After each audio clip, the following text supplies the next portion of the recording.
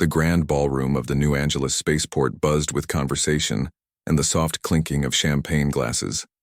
Marcus Webb adjusted his black tie and surveyed the crowd of wealthy donors and government officials who had gathered for the annual charity gala. The event raised money for refugees from the outer colonies, people who had lost everything to alien raids and economic collapse. Another year, another check to write, Marcus muttered to himself. His tech company had made him one of the richest men on Earth, but events like this always reminded him of what money couldn't buy back. Linda Webb stood beside her husband, elegant in her silver dress, but her smile seemed forced. She had been quiet all evening, lost in thoughts that Marcus knew centered around their daughter Katie. 15 years had passed since the alien raid on Colony 7, but the pain never really went away. "The refugees look so young this year," Linda said softly, watching a group of people near the buffet table. "Some of them are barely out of their teens." Marcus nodded, following her gaze. The war with various alien species had been going on for decades, creating waves of displaced humans who fled from one colony to another, always looking for safety that seemed impossible to find. These charity events helped fund relocation programs and basic necessities. "At least we can help them start over," Marcus replied. "Give them a chance at a new life." Linda was about to respond when she suddenly stopped talking. Her champagne glass slipped from her fingers and shattered on the marble floor. The sound made several nearby guests turn to look, but Linda didn't notice. She was staring across the room with wide eyes, her face completely pale. "Linda, what's wrong?" Marcus grabbed her arm gently. She raised a shaking hand and pointed toward the far corner of the ballroom. "Look," she whispered. "Over there, by the starship display." Marcus looked in the direction she was pointing. Near a model of the latest colony transport ship stood a young woman who appeared to be in her early 20s. She had long brown hair and was wearing a simple blue dress that looked expensive but understated. She was talking to one of the refugee coordinators, but something about her posture caught Marcus's attention. She stood very straight, with a confidence that seemed unusual for someone so young. "I don't understand," Marcus said. "What am I looking at?" "Her face," Linda breathed. "Look at her face." Marcus focused on the young woman's features. She had high cheekbones and bright green eyes. When she smiled at something, the coordinator said, dimples appeared in her cheeks. There was something familiar about her expression, but Marcus couldn't place it. Then the woman turned slightly and Marcus felt his heart skip a beat. The shape of her nose, the way she tilted her head when listening, the exact curve of her smile. It was like looking at a ghost. "She looks like Katie," he said quietly. "She looks exactly like our lost daughter," Linda corrected, her voice barely audible. The woman they were staring at bore an uncanny resemblance to what their daughter Katie might have looked like if she had grown up. Katie had been 8 years old when she disappeared during the alien raid 15 years ago. The colony had been evacuated, but in the chaos, Katie had been separated from her family. Search teams found no trace of her, and after months of looking, she was declared dead along with hundreds of other missing colonists. As if sensing their attention, the young woman looked across the room directly at them. Her green eyes met theirs, and for a moment nobody moved. Then she said something to the coordinator and began walking toward them. "She's coming over here," Marcus said, trying to keep his voice steady. Linda gripped his arm tighter. "What do we do? What do we say?" "We act normal," Marcus replied, though his own hands were shaking. "It's just a coincidence, it has to be." The young woman approached them with smooth, confident steps. Up close, the resemblance to Katie was even more striking. She had the same green eyes that Marcus remembered, and when she smiled, it was Katie's smile exactly. "Excuse me," she said, her voice clear and pleasant. "I couldn't help but notice you both staring at me. You're looking at me like you've seen a ghost." Linda opened her mouth, but no words came out. Marcus stepped forward slightly. "I'm sorry," he said. "You just remind us of someone we knew, someone we lost a long time ago." The woman studied their faces carefully. "I'm sorry for your loss," she said, and the sympathy in her voice sounded genuine. "My name is Alex Stone. I'm one of the refugees from the Kepler 442 system. Marcus Webb, he replied automatically. This is my wife, Linda. Webb, Alex repeated, and something flickered across her face. As in, Webb Technologies? You're the Marcus Webb who designed the new fusion drives? That's right, Marcus said, surprised. Most refugees didn't know much about current technology companies. Are you familiar with our work? Alex smiled that familiar smile again. I've always been interested in advanced technology. Your fusion designs are quite impressive. Linda finally found her voice. How old are you, dear? 23, Alex replied, though I feel much older sometimes. The age was exactly right. If Katie had survived, she would be 23 years old now. Where exactly in the Kepler system are you from? Marcus asked. A mining colony on the fourth planet, Alex said quickly. It was destroyed 6 months ago. Alien raiders hit us without warning. Marcus knew about the attack on Kepler 442. It had been all over the news. But something about Alex's answer felt rehearsed, as if she had told the story many times before. I'm sorry, Linda said suddenly. This is going to sound strange, but you look exactly like our daughter would have looked if she had lived. Alex's expression became very serious. What happened to your daughter? She was taken during an alien raid 15 years ago, Marcus explained. She was only 8 years old. We never found her body, but you assumed she was dead, Alex finished quietly. What else could we think? Linda said, tears forming in her eyes. She was just a little girl. Alex looked at both of them for a long moment. I'm very sorry for your loss, she said again. Losing a child must be the worst pain imaginable. The way she said it made Marcus feel like she understood their pain on a deeper level than most people could. There was something in her eyes that suggested she had experienced loss herself. Would you like to join us for dinner sometime this week? Linda asked suddenly. I know this might sound crazy, but I would love to get to know you better. Alex smiled. I would like that very much, Mrs. Webb. As Alex walked away, Linda turned to her husband. There's something different about her, she whispered. Something special. Marcus nodded, watching Alex disappear into the crowd. He couldn't shake the feeling that their lives had just changed forever, though he had no idea how right he was. 3 days after the charity gala, Marcus Webb sat in his office staring at a business card. The name Danny Cruz, private investigator, was printed in simple black letters. Marcus had found Danny through a business contact who promised discretion and results. Marcus picked up his phone and dialed the number. Cruz Investigations, a gruff voice answered. Mr. Cruz, this is Marcus Webb. I need your help with a very sensitive matter. I'll be right over, Mr. Webb. An hour later, Danny Cruz sat across from Marcus in the executive conference room. Danny was a former police detective in his 50s with gray hair and sharp eyes that missed nothing. Tell me what you need, Danny said, pulling out a small notebook. Marcus explained about meeting Alex Stone and the resemblance to their lost daughter. He tried to keep his voice professional, but Danny could hear the emotion underneath. You think this woman might actually be your daughter? Danny asked. I don't know what to think, Marcus admitted. My wife is convinced there's a connection. She's been talking about nothing else for 3 days. What do you want me to find out? Everything, Marcus said. Her background, her story about being a refugee, where she's been living. If there's any chance she could be Katie, I need to know. Danny nodded and closed his notebook. I'll start immediately. Give me a week. Meanwhile, Linda had invited Alex to lunch at their house. She had spent the morning cooking Katie's favorite meal, grilled cheese sandwiches and tomato soup.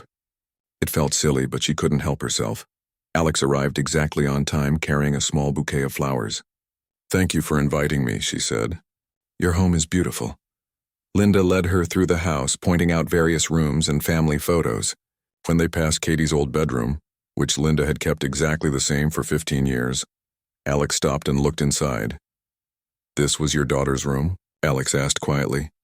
Yes, Linda replied. I know it's probably unhealthy, but I couldn't bring myself to change anything. Alex stepped into the room and looked around carefully. The walls were painted pink with white stars.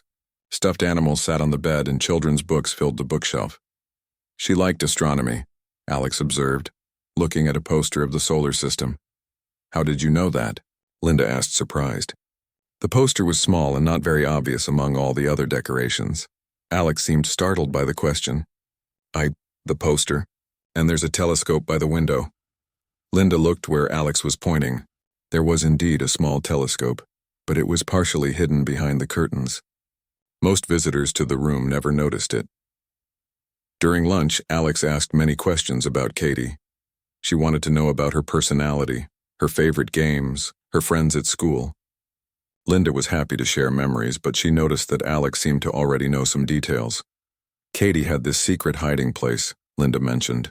She found a loose board in the basement where she kept her special treasures.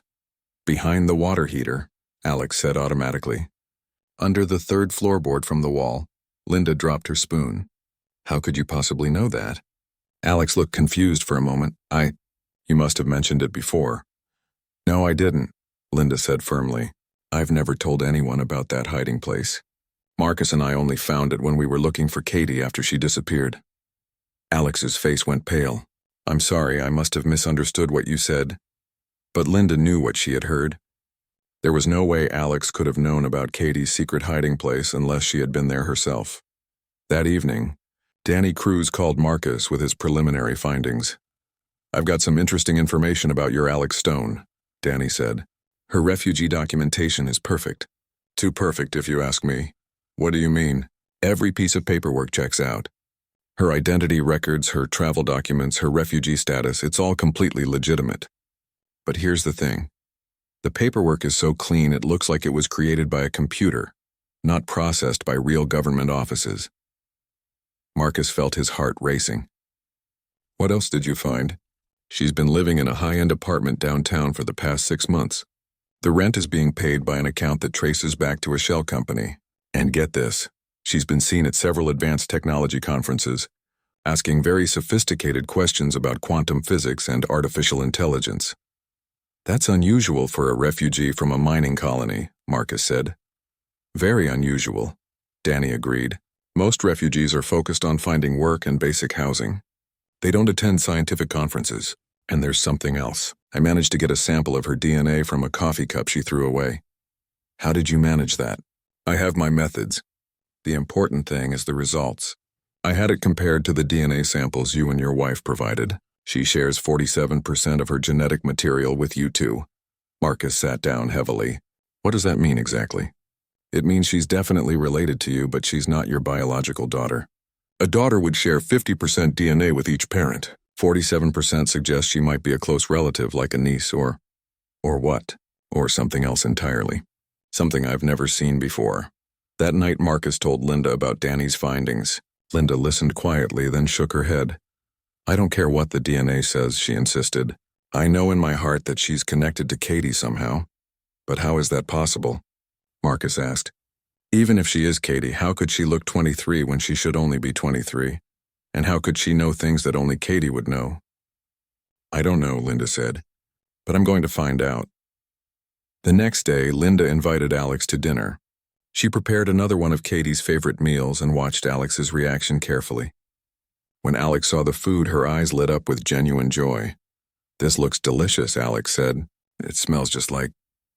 She stopped talking abruptly. Just like what? Linda pressed gently. Just like something my mother used to make, Alex said quietly, before I lost her. During dinner, Linda told Alex more stories about Katie. She watched Alex's face carefully and noticed that Alex seemed to react emotionally to certain details, as if the memories affected her personally. Katie had this little stuffed rabbit, Linda said. She called him Mr. Hoppy. She took him everywhere. Alex smiled sadly. What happened to Mr. Hoppy? He disappeared with Katie, Linda said. I always wondered if she had him with her when the aliens took her. Alex finished quietly. Linda's heart stopped. I never said aliens took her. I said she disappeared during an alien raid.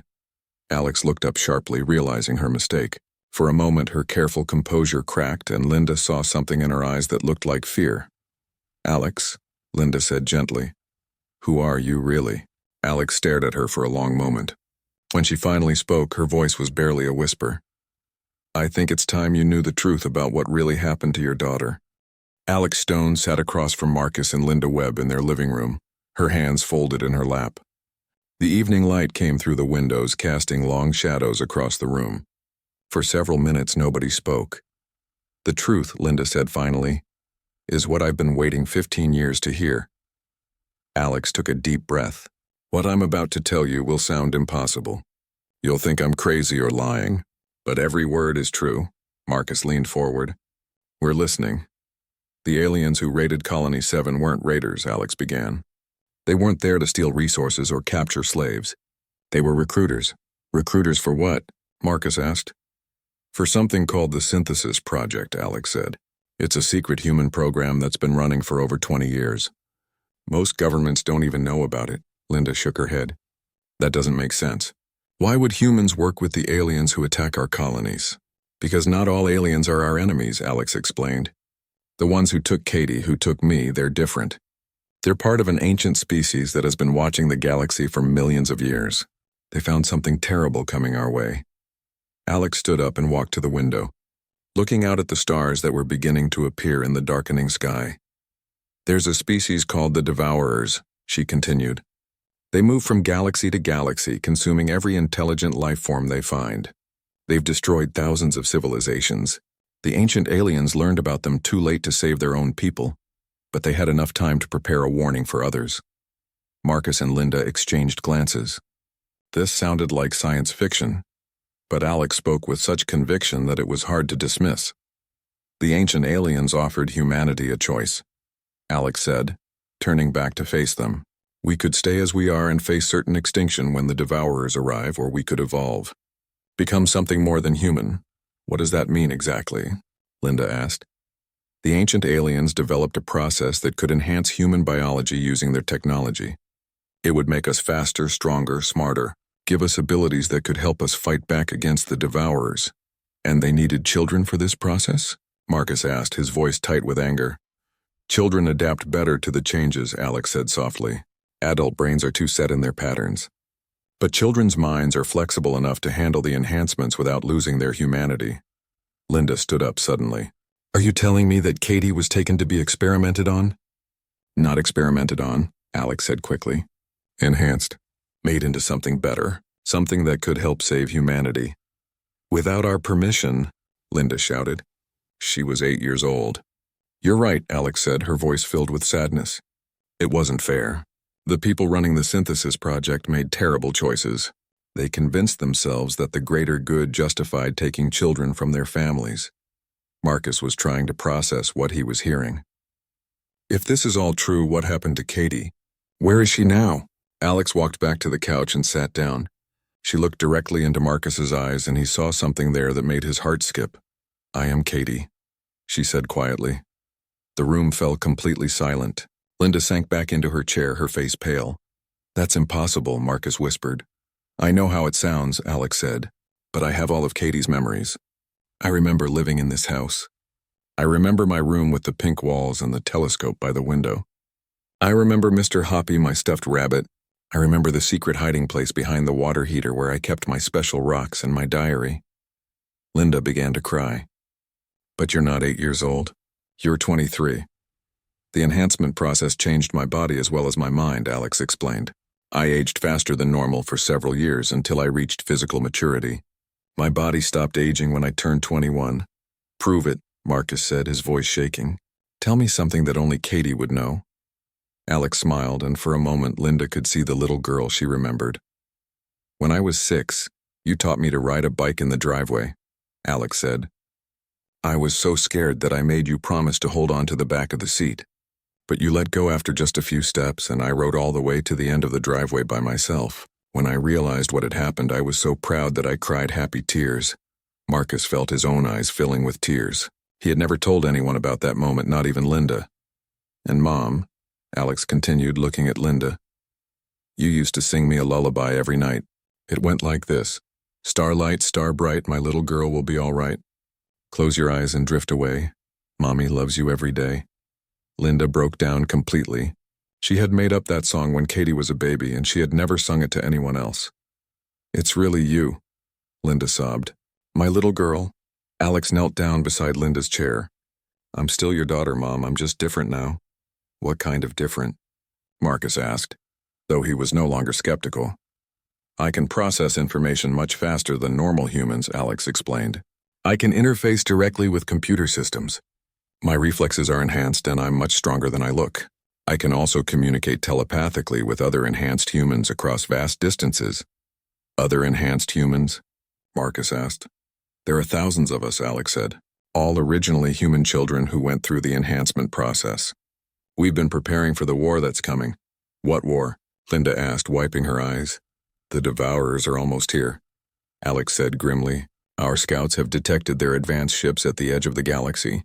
They'll reach Earth within the next few months. Marcus stood up and began pacing. Why didn't you tell us sooner?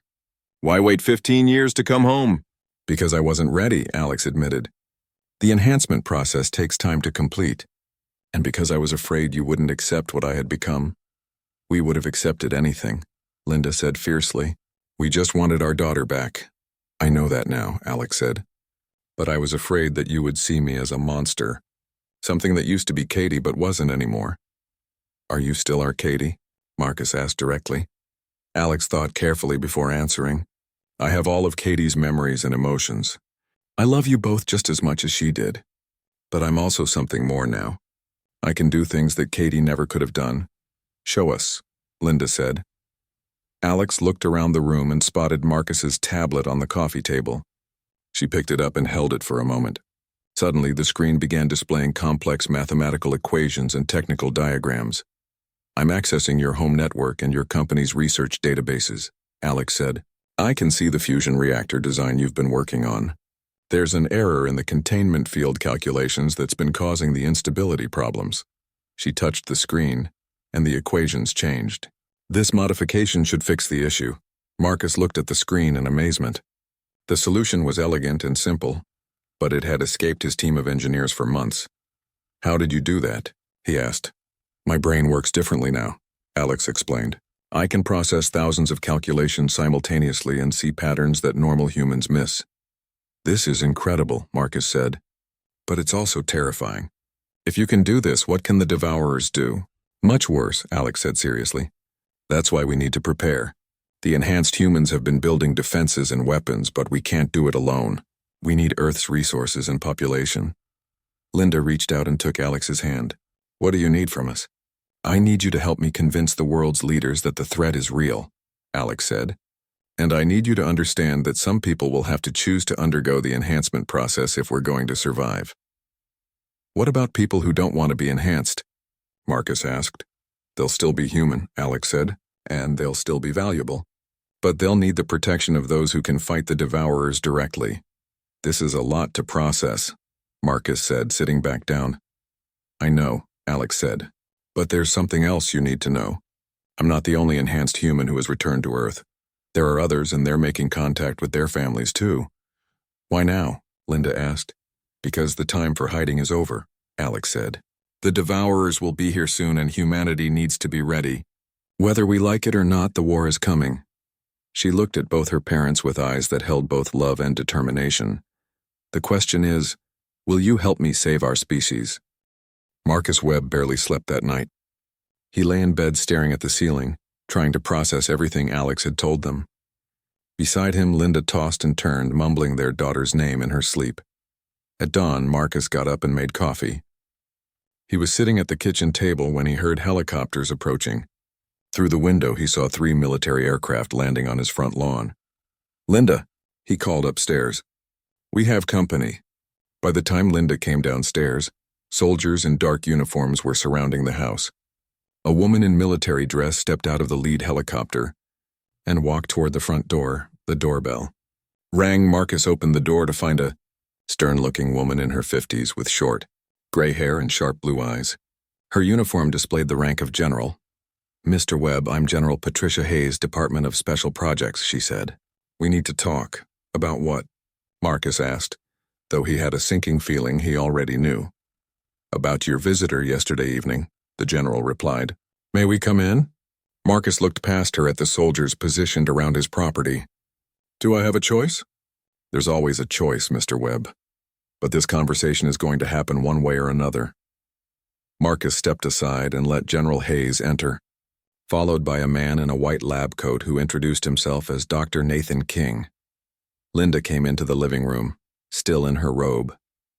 "What's going on?" "Where is she?" General Hayes asked directly. "Where is who?" Linda replied. "The woman calling herself Alex Stone," Dr. King said. "We know she was here last night." "How could you possibly know that?" Marcus demanded. General Hayes sat down without being invited. "Because we've been monitoring enhanced human activity for the past 6 months. Every time one of them makes contact with their original families, we know about it." "Enhanced humans?" Linda said, trying to sound surprised. "Please don't insult our intelligence," Dr. King said. "We know exactly what Alex told you last night. We've heard the same story from dozens of other families across the globe." Marcus and Linda exchanged glances. There was no point in pretending anymore. "If you already know about the enhanced humans, then why are you here?" Marcus asked. "Because the situation has accelerated beyond our projections," General Hayes said. "We expected to have more time to prepare the public, but circumstances have forced our hand." "What circumstances?" Linda asked. Dr. King pulled out a tablet and showed them a star chart. "These are images from our deep space monitoring stations. 3 days ago, we detected massive objects at the edge of the solar system." Marcus looked at the screen. Even to his untrained eye, the objects were clearly artificial and enormous. "The Devourers," he said quietly. "So Alex was telling the truth," General Hayes confirmed.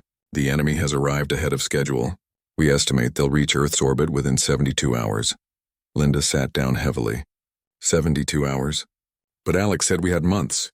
"Apparently the enhanced humans miscalculated," Dr. King said. "Or the Devourers moved faster than expected."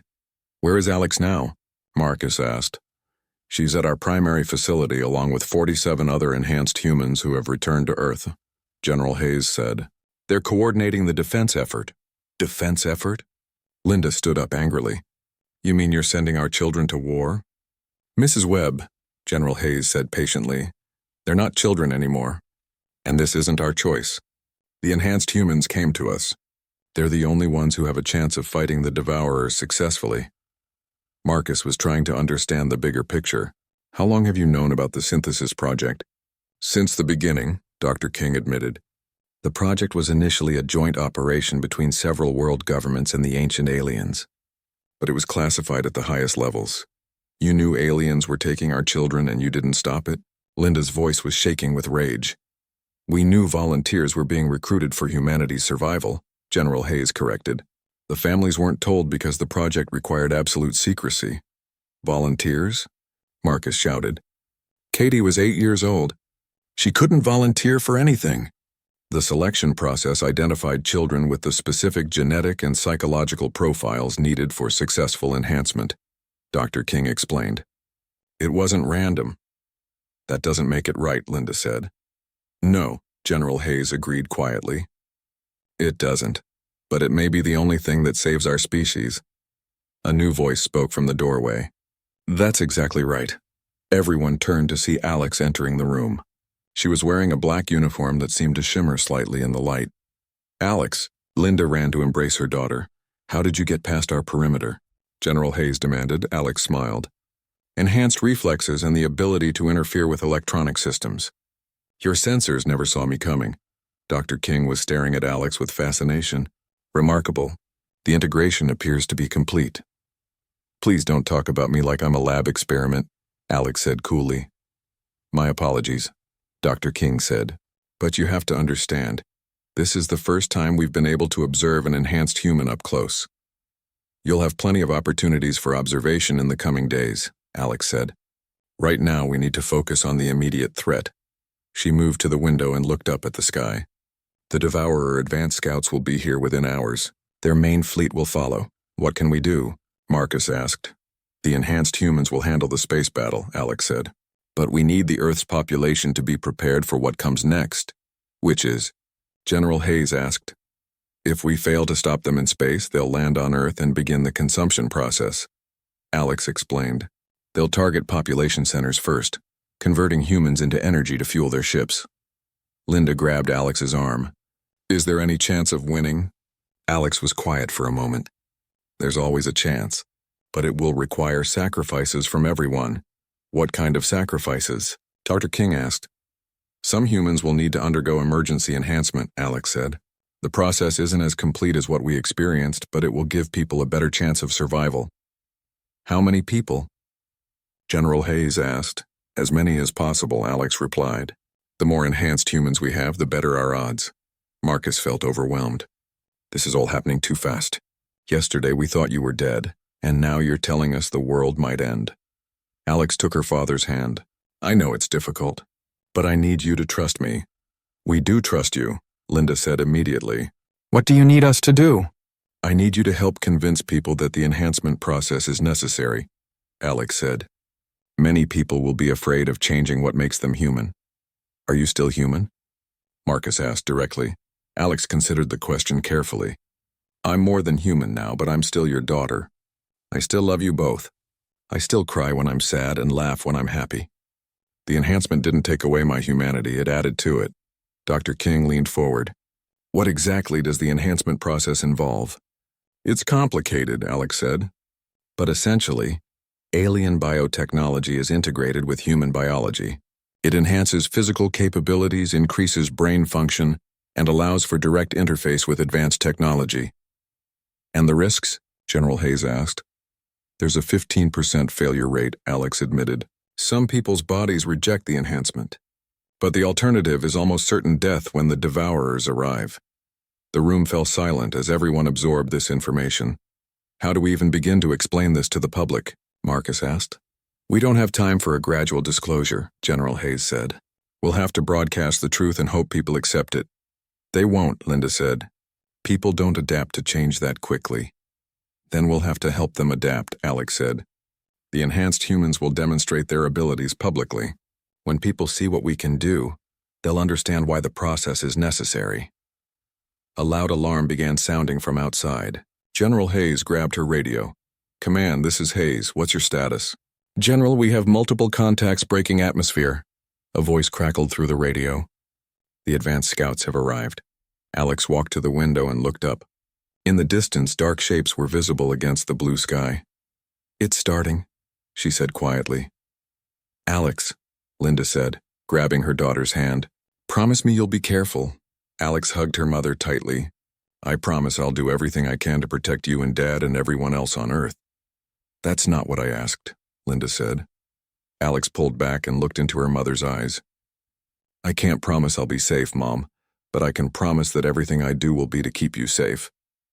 Marcus joined the embrace. We're proud of you, Katie, no matter what happens. Thank you, Alex whispered. That means everything to me. General Hayes cleared her throat. Alex, we need to get you back to the command center. Alex nodded and started toward the door, then turned back to her parents. Whatever happens in the next few days, remember that you gave me the strength to face it. The love you showed me as a child is what makes me human, even with all the enhancements. As Alex left with the military team, Marcus and Linda stood in their living room watching helicopters disappear into the sky. Do you think we'll see her again? Linda asked. Marcus put his arm around his wife.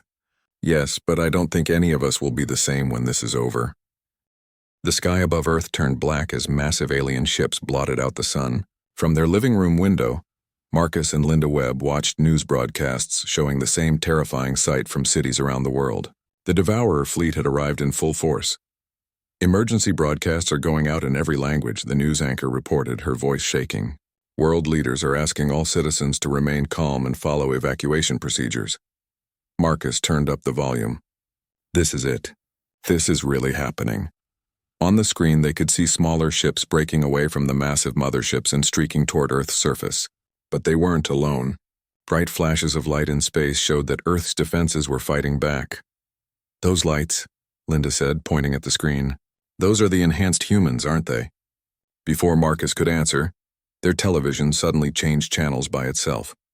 Alex's face appeared on the screen, wearing her black uniform. Behind her, they could see the interior of what looked like a military command center.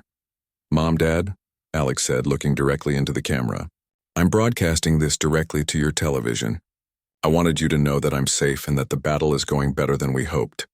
How is she doing that? Linda asked. Enhanced technology interface, Marcus said, remembering Alex's demonstration with his tablet. The Devourers expected to find a primitive civilization, Alex continued.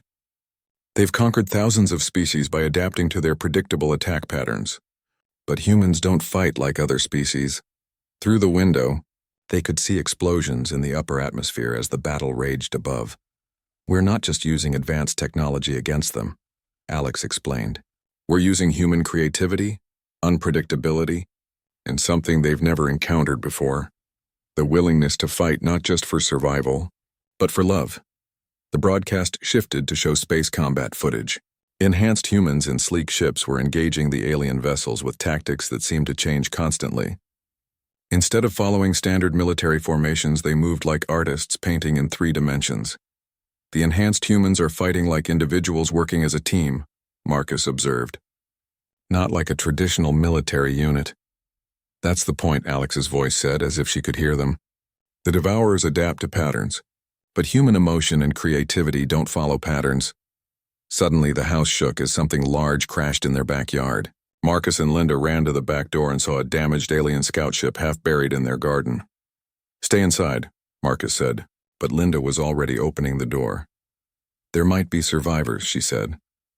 As they approached the wreckage, a section of the ship opened. A creature emerged that was unlike anything they had ever seen. It was roughly humanoid but covered in dark, shifting material that seemed to absorb light. The creature looked at them with eyes that glowed red. When it spoke, the words formed directly, in their minds rather than being heard with their ears. You are the genetic donors of the enhanced human, designated Alex Stone, it said. Marcus stepped in front of Linda. What do you want? Understanding, the creature replied. My species has consumed countless civilizations. Always the inhabitants fight for survival, but your offspring fights for something else. She fights for us, Linda said firmly, for her family. This concept is foreign to us, the creature said. We fight to feed. You fight to protect those you love. This creates variables we cannot predict. Above them, the space battle continued. More Devourer ships were falling from the sky, but the alien fleet was enormous. Why are you telling us this? Marcus asked. Because I'm about to die, the creature said.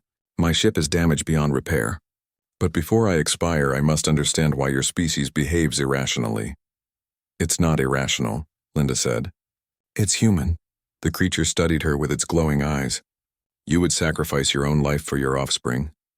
Without hesitation, Linda replied. And your offspring fights to protect you even though you are no longer useful for reproduction or resource gathering.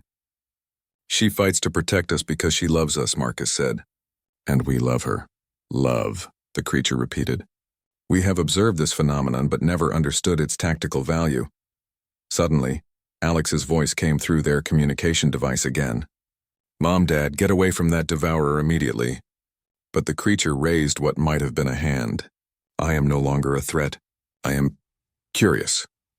This is Alex Stone to all enhanced units, they heard Alex broadcasting. The Devourers are beginning to retreat. Repeat, the enemy fleet is withdrawing. The creature's eyes dimmed slightly. Impossible. We do not retreat. You are now, Linda said, looking up at the sky where the massive alien ships were indeed moving away from Earth. We must report this to our masters, the creature said. Your species presents variables we have never encountered. You fight with emotion as well as logic. You protect the weak instead of abandoning them. You value individuals over the collective. Is that why you're leaving? Marcus asked. We are leaving because we cannot predict your responses, the creature said. Unpredictability makes consumption inefficient. We will return when we understand how to counter your emotional tactics. The creature began to fade, its life force apparently draining away. One final question, it said weakly. The enhanced human Alex Stone. When she fights, she thinks of you? Yes, Linda said softly. This gives her strength beyond her enhancements? Yes, Marcus confirmed. Remarkable, the creature whispered. We have never encountered a species that becomes stronger through emotional attachment. The creature went still, its glowing eyes fading to black. Marcus and Linda stood in their destroyed garden, looking up at the sky where the alien fleet was disappearing into the darkness of space. Their television was still broadcasting Alex's image. The immediate threat is over, she announced. The Devourer fleet has withdrawn from Earth orbit. Is it really over? Linda asked. Alex's expression became serious. For now. But they'll be back. They're going to study us, learn about human emotion and creativity. When they return, they'll be prepared for our tactics. What do we do? Marcus asked. We prepare too, Alex said. The enhancement process will be offered to anyone who wants it. But we've learned something important today. Enhanced abilities aren't what make humans special. It's our capacity for love and sacrifice that gives us our real strength. Over the following days, the world began to change. The existence of enhanced humans became public knowledge. Some people were frightened, but many more were curious. The enhancement process was offered voluntarily, and thousands of people chose to undergo the procedure. Alex returned home a week after the battle. She looked tired but proud. How do you feel? Linda asked, hugging her daughter. Different, Alex said. Fighting alongside other enhanced humans, I realized that we're not replacing humanity. We're expanding it. What's next? Marcus asked. We build a new kind of civilization, Alex said. One where enhanced and regular humans work together. We prepare for the day when the Devourers return, and we make sure they find us even more unpredictable than before. Linda smiled and touched Alex's face. You know what I think? What? I think when they come back, they're going to discover that love isn't a weakness to be exploited. It's the source of humanity's greatest strength. Alex hugged both her parents. That's exactly what we're counting on. Outside their window, construction crews were already rebuilding the damaged areas of the city. Enhanced humans worked alongside regular humans, using their abilities to help rather than to dominate. Marcus watched his daughter, his enhanced, incredible, still perfectly human daughter, and realized that the future, while uncertain, was filled with possibilities that no one had ever imagined. The Devourers think they're coming back to fight the same species they encountered before, Alex said, looking out at the reconstruction efforts. But they're wrong. By the time they return, humanity will be something the galaxy has never seen before. What's that? Linda asked. Alex smiled. And it was the same smile that had melted her parents' hearts when she was 8 years old. A species that grows stronger through love, fights harder for family, and refuses to let anyone take away what matters most to us. As the sun set over their changed world, Marcus and Linda Webb knew that they had not just gotten their daughter back, they had helped humanity discover what it truly meant to be human. The war was far from over, but for the first time since the aliens had taken Katie 15 years ago, they felt hope, and in a galaxy full of ancient civilizations and terrible threats, hope turned out to be humanity's most powerful weapon of all.